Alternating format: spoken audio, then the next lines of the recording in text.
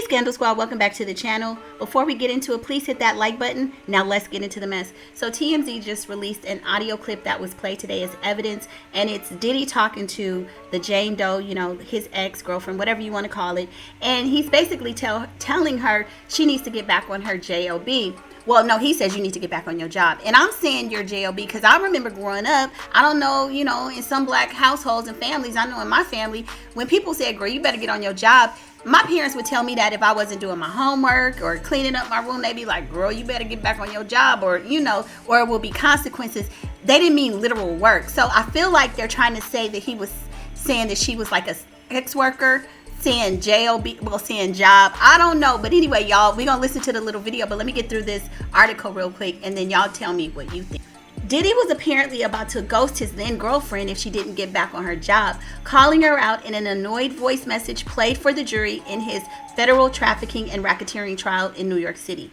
Jane, who is Diddy's ex, is testifying under a pseudonym, was back on the stand for a second day of direct examination, and prosecutors introduced several messages they say the mogul sent to her. One voice message begins with Diddy telling Jane he's about to up and disappear on her because she might be giving him the silent treatment, but he's not going to be playing games with her. Hell, he like, I'm paying your rent and doing this. No. You ghosted me. You won't be getting that rent paid. Diddy goes out of his way to say he's not threatening Jane, saying he's too old for her BS, and adding it's all right for them to fight, but after that, she better get on her job.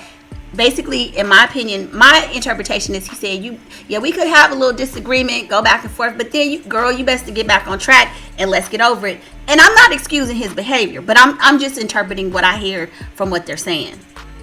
He doesn't clarify exactly what he means here, but much of Jane's testimony indicates that she felt this meant he wanted her to get back into the bedroom. Yeah, that's what I'm thinking too, for more hotel nights.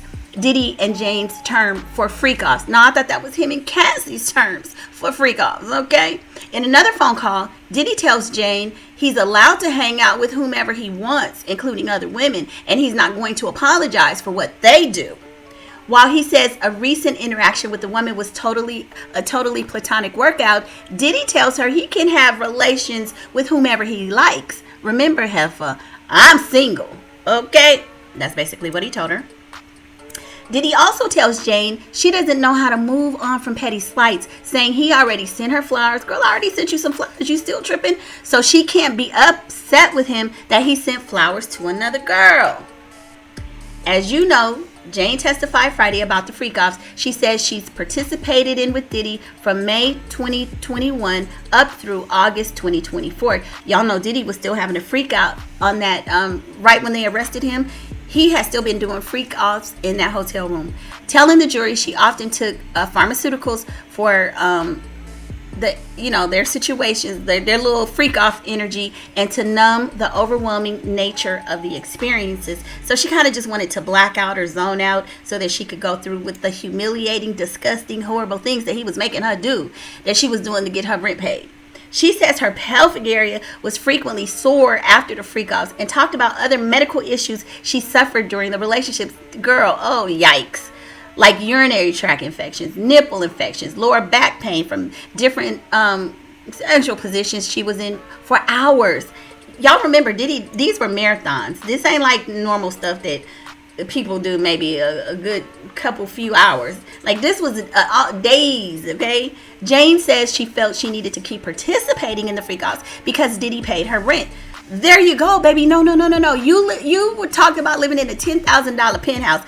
Girl, you couldn't kind of change your, like, go down to a little smaller one, maybe pay a couple $2,000 rent or something. You can find a really nice apartment or condo or whatever you need for $2,000. I'm just saying. And she worried the tap would turn off if she didn't. So she's not really saying she was being beat up and brutalized like Cassie. She's not saying even, and the fact that she almost slipped up, y'all. Her testimony also touched on different entertainers she says she slept with, including a man named Sly, who she said she helped arrange travel from Atlanta to LA and New York for Freek Offs, all of which she says Diddy paid for.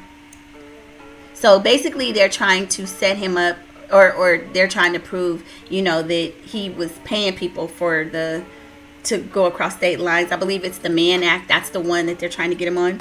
So, you know, she's talking about they were paying the escorts and everything. But let's listen to this audio, and then y'all jump in the comments and tell me what you think about it. Hey, I really don't know what's going on with you, but I just want to just give you a heads up that I'm about to really disappear on you. You feel me? I'm not going to be playing these games with you at all, at all. So I don't know, you think you silent treating me, and you think I'm going to be, nah. You'll have a rude awakening. You'll just have silence. And ain't nobody threatening you, and I ain't trying to go back and forth with no woman. You know what I'm saying?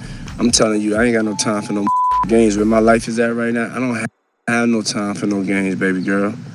Me and you could be mad, I could have a spat, we can have whatever. Then after that, you better get on your job. That's really, that's all it is. Cause you got me on my job. Nah, it ain't never gonna work like that over here. You know what I'm saying? I was trying not to leave this message, but you have left me no choice. So either you go in the direction of like moving on and like that, or you like just like have me just keep moving. Ain't no threat, I'm just being clear. I can't do this with you every time you get upset. Yeah, that's my friend. I'm in Miami. I don't have a lot of friends out here, okay? She asked me if she could work out with me. I said, okay. You gotta believe what you want. This is the last time you're gonna be cursing at me, disrespecting me over nothing. Like I'm a human being. I'm not gonna lock myself up in a room and have no friends. I don't have a bunch of guy friends. I already told you that. And she just came over to work out. But I'm not gonna be explaining to you. It don't matter if I just got finished her the other day. I'm single. I could do whatever the I want to, but I didn't. You're straight flipping out on me, and I told you that you had one more time to do this. Flipping out on me because somebody came to work out with me at my house. You're nuts.